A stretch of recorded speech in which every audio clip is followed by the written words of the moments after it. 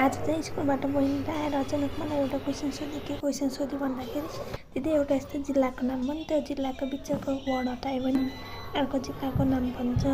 मैले यस्तो सोचेँ के रहेछ त्यस्तो जिल्ला भनेर, अनि सोध्दा मलाई आएन। म किचनमा गएर हेरेँ, मम्मीले अर्सा बनाइराख्नु रहेछ, अनि त्यसको भिडियो बनाउन लाएँ। अनि त्यसपछि त्यो सुरुमा अर्सालाई थोरै पानी हालेर भल्काउनुपर्छ। त्यो वाला चाहिँ भिडियो मैले खिचेको थिएँ, तर रेकर्डै भइन्छ।